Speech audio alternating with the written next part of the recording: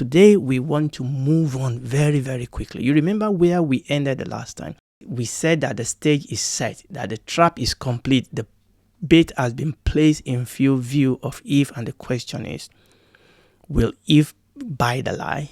Will Eve swallow the bait? That was the question we were asking ourselves. What would be our response? And then we said there are other questions that we need to look at. What about Adam? Where was Adam in all these encounters? So to help us answer some of these questions, let us read from the scripture. So Genesis chapter 3 verses 6 and 7. And when the woman saw that the tree was good for food, and that it was pleasant to the eyes, and a tree to be desired to make one wise, she took of the fruit thereof and did eat, and gave also unto her husband with her, and he did eat. And the eyes of them both were open, and they knew that they were naked, and they sewed fig leaves together and made themselves apron. These verses document for us three outcomes of the encounter that Eve had with Satan, or that Eve had with the serpent. Three outcomes. Number one, the way that this lie affected Eve. That's the soulish outcome. Now, we are not going to go into that today. I just want you to see that the Bible says that, and when the woman saw that the tree was good for food, that it was pleasant to the eyes, a tree to be desired to make one wise. So that's the first way it affected her. It affected her soul. Number two is the way Eve then responded. That is the physical response. The Bible says over there that she took of the fruit thereof. So there's the soulish outcome, the way it affected her desire, her emotion, the way she looks at things. Then number two, the way she physically responds. That's the physical outcome. Number one, our own individual physical response. And number two, the influence she then wielded on her husband to also take part of this, rebellion. Then number three is how their action affected both of them spiritually. Now this is very, very important. The Bible says that, and the eyes of them were open. Obviously, it's not talking about their physical eyes. It was talking about their spiritual eyes. So straight away, you will see that there are soulish outcome, physical outcome, and spiritual outcome in the sense of the response, the reaction, the response to this conversation that was going on. So there was the soulish outcome, there was the physical outcome, and there was the spiritual outcome. In our next teaching, we'll come back and look at all these three outcomes. Suffice to say at this junction that we ask ourselves this question: what will be Eve's response? Will she fall for Satan's lie? Will she swallow the bait, hook, line, and sinker? And the answer is yes, yes, yes.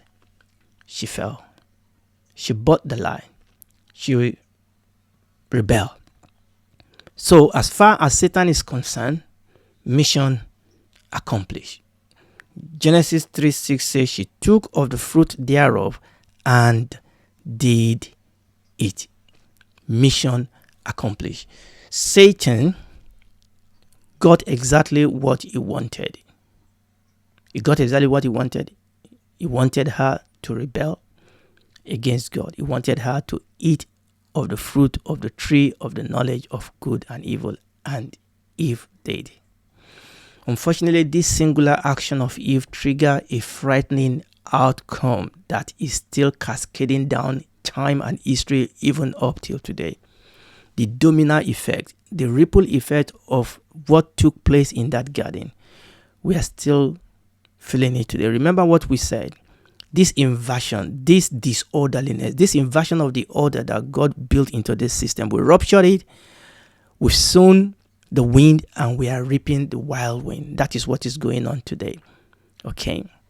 So Eve believed the lie of the devil and acted upon it in open and blatant rebellion against God. She disobeyed God's clear commandment. Now, remember what I said, we are going to come back here because there are a couple of things we want to untangle in where we read now in Genesis chapter 3 verses 6 and 7. But there's a question we want to deal with today. Where was Adam during this encounter? So I'm going to read Genesis chapter 3 verses 6 and 7. Now we want to put a different emphasis. And when the woman saw that the tree was good for food, and that it was pleasant to the eyes, and a tree to be desired to make one wise, we're going to come back to that later in another teaching. She took the fruit thereof and did eat. That now we know that she disobeyed, she ate. But the emphasis here is, and gave also unto her husband with her, and he did eat. And the eyes of both of them were open, and they knew that they were naked, and they sewed fig trees together and make themselves apron. Question. The question we are asking ourselves is, where was Adam during this encounter? And this King James version that we read said that Eve gave also unto her husband with her, and he did it. So it was not only Eve that ate, Adam also ate. And she gave also unto her husband with her. Question. Where was Adam when Eve was having this conversation with Satan, with the serpent? Where was Adam when Eve was being tempted? Where was Satan when all these things were going on? On the surface of it, this phrase that we've read seems to suggest that Adam was present with Eve throughout this conversation, throughout this temptation. On the surface of it, that is what it looks like, because the Bible says, King James Version says, and gave also unto her husband with her. And in fact, many Bible translation and Bible scholars lean on this interpretation that Adam was present, physically present, standing beside Eve all throughout this period. Now, what I'm doing today is not just an exercise in mere intellectualism. It is because our understanding of this event is very, very important, because it is connected to what has gone before, and it is connected to what is going to happen later. So this is not just an intellectual exercise. Yes, it's intellectual, and we should read our Bible in a sense of comparing scripture with scripture, but it is important to do the story. So, like I said, many Bible translation, and I'm going to show you a couple of examples, and many Bible scholars actually believe that reading through this in Genesis chapter 3 verses B, and she gave also unto her husband with her. Many Bible translation and many Bible scholars believe that Adam was physically there throughout this temptation. Now let's read that phrase from couple of other translation of the Bible. So I'm reading here first from the Contemporary English Version, that's CEV. And he put it this way: her husband was there with her, so she gave some to him. NIV says she also gave some to her husband who was with her. NLT said then she gave some to her husband who was with her. All these three translations seem to suggest that Adam was there with her. Her husband was there with her. Contemporary English Version says her husband who was with her. NIV and NLT says. So the question is, was Adam actually there at the point at which all this conversation was taking place? Now, other translations and Bible scholars suggest that with her, when the Bible says, and she gave the fruit, when the Bible says that, and gave also unto her husband with her, the word there is with her. Other translations and Bible scholars suggest that with her is not about geographical location, as if Adam was standing beside her, but rather that the sense here is that she was involving her husband with her in her act of rebellion and disobedience. That with her is not necessarily saying that Adam was there physically, but that she was involving her husband with her in her act of rebellion and disobedience. That she ate the fruit, and now she also gave it to her husband to eat with her. Some Bible translation therefore avoided adding who along with her. Remember all those three that we read? Let me put that back on the screen for you. This is the previous one that we read. You will see that all of them, who was with her, her husband was with her. That is what those ones say. But I'm going to show you some other Bible translation that avoided putting the word who there, because they believe that with her is not emphasizing a physical presence of Adam with Eve during this whole process of fall or eating the fruit, but that with her was talking about the fact that Eve then went on to involve her husband in this act of rebellion. So let's read a couple of other translation of the Bible that brought this out. One of the things that you will notice straight away from these three translations is that they avoided using who was with her. The Living Bible says she ate some of the fruit and gave some to her husband. Message translation says she took and ate the fruit and then gave some to her husband. New American Standard Bible says, and she also gave some to her husband with her. The context and the structure of Genesis chapter 3 verses 1 to 7 does not suggest that Adam was physically standing beside Eve, definitely quiet, looking at his wife. Number 1, being tempted. Number 2, processing this poisonous information. And number 3, actually took the step to eat the fruit, and Adam did not say anything. I don't believe, and the context and the structure of Genesis chapter 1 to 7 did not suggest this. What is clear from this context and structure is that Satan tempted Eve. Eve was deceived. Eve ate the fruit, and then she gave the fruit to her husband also to eat. That much we know. It would be stretching it too far to read into these verses that Adam was there, standing voiceless, lifeless, while Satan was tempting Eve to rebel against God and disobey God's clear command and throw away their destiny. I can't see that in this scripture. Does not the scripture say something that we need to read in Ecclesiastes? Let's read Ecclesiastes chapter 4.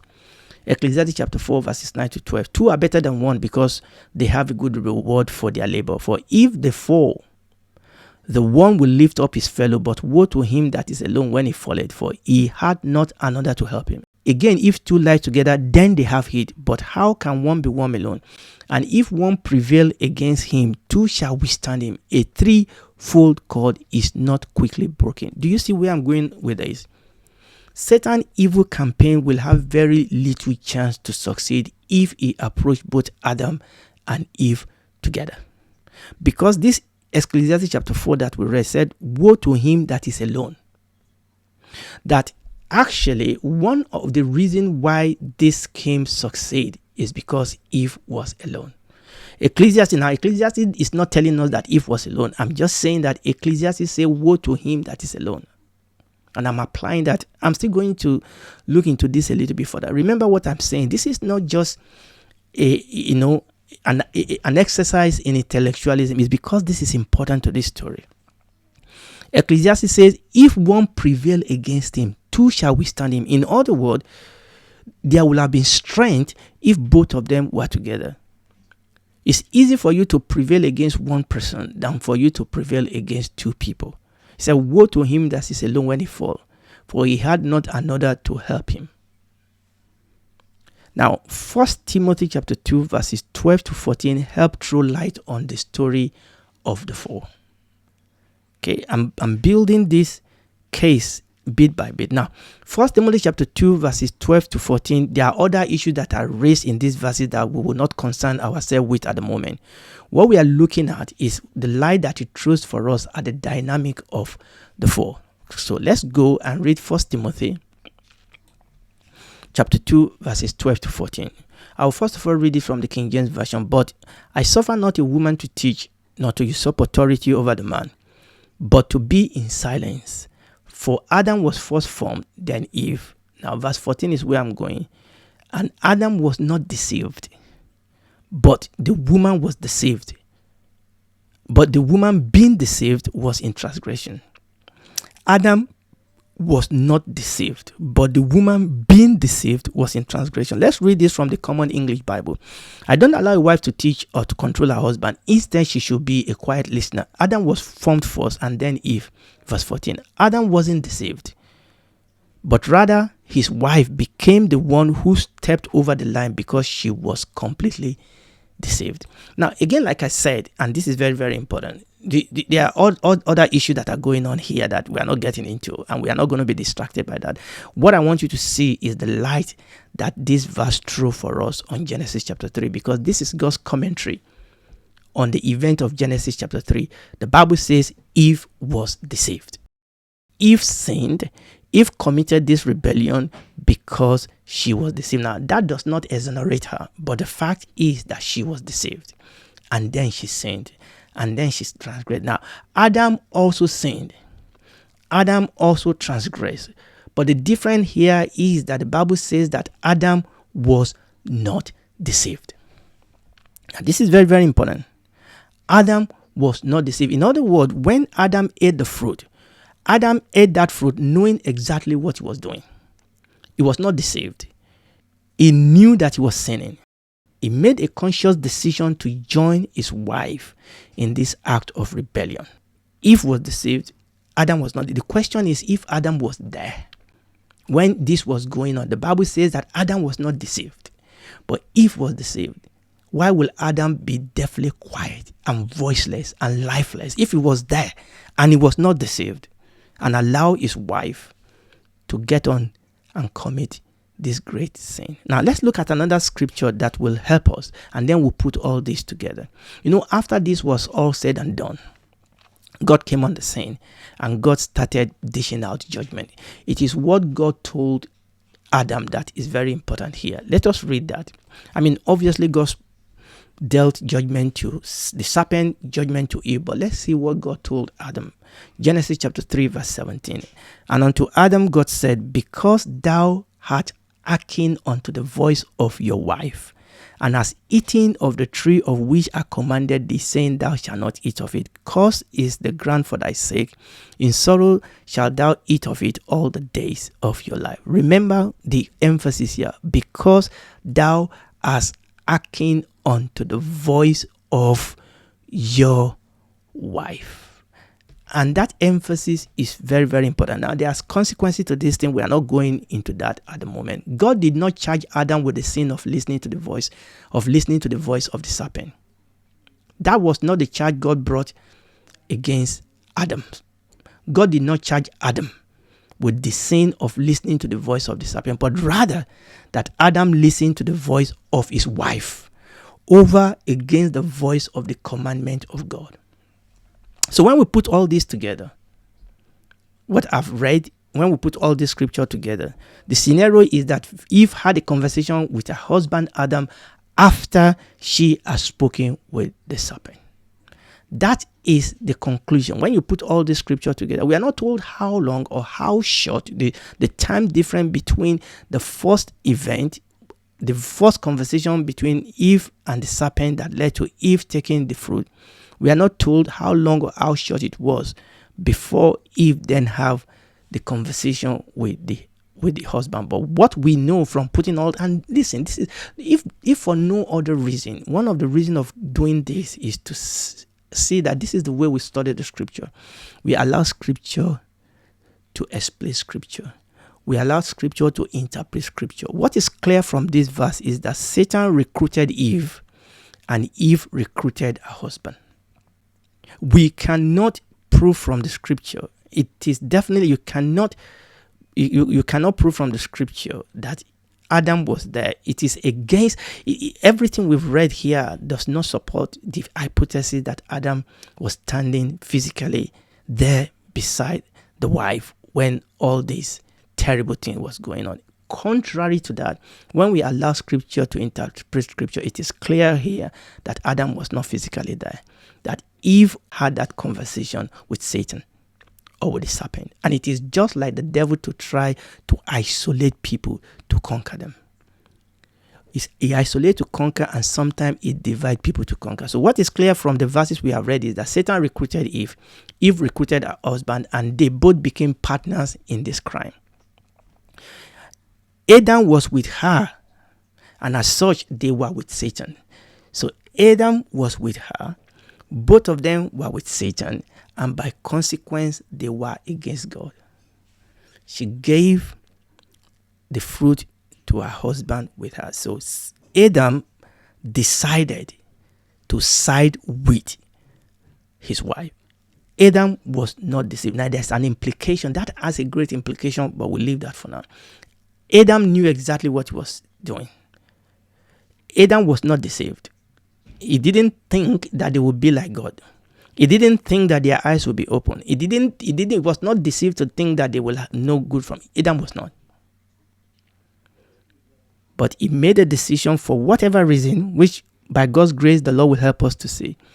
Adam decided to side with his wife. And siding with his wife then means that they are now both with Satan. And that means that consequently, both of them were against God. This is not just an intellectual exercise, like I said. This is important. It is important that we get this clear because of the implication with respect to the story before, that has gone before, and the story that is going to unfold as we move on in the story. Okay? Remember, the Bible says that Adam is a picture of Jesus. It's interesting that the Bible actually didn't tell us that sin came into the world through Eve. The Bible says sin came into the world through Adam. Why did Adam decide to do this? Why? Maybe there's a mystery there that the Lord will help us to see into. So what I've said today is that reading through the scripture, I believe it is clear from the scripture, when we allow scripture to interpret scripture, that the Bible definitely was clear that Eve was alone when the serpent came. And there's nothing wrong in Eve being alone, in the sense that, are you always with your husband 100% of the time? Okay? And there's nothing that is strange in that. Okay? And Eve had the authority as much as Adam had the authority to cast out the devil. She didn't need her husband to be there to be able to deal with the serpent.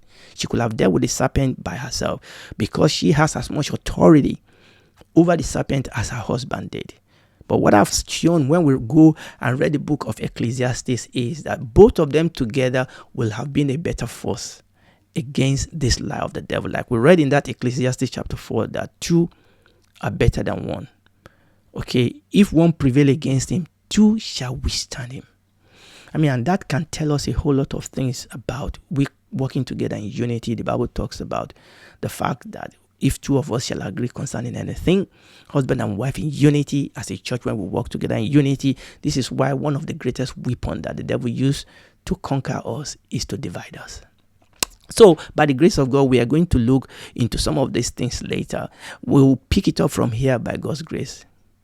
Remember, there are other questions we still need to ask about some of these things, but we stop there for now. And if you are listening to me, remember, God has gone to this extent for your salvation. God has restored order, the order that was shattered in the garden. God has restored it in Christ Jesus, and you can experience that order when you are in Christ. And the only way you can get into Christ is to accept Him as your Lord and Savior, to obey Him, okay, to invite Him to be your Lord, to save you. He will. And then when He saves you, you become one of His. It takes that heart of hell, that heart of evil out of you. He gives you a new heart, a new spirit. You become a son and daughter of God, and He starts working with you. And when this is all over, you spend eternity with Him in the new heaven and the new earth. Do it right now.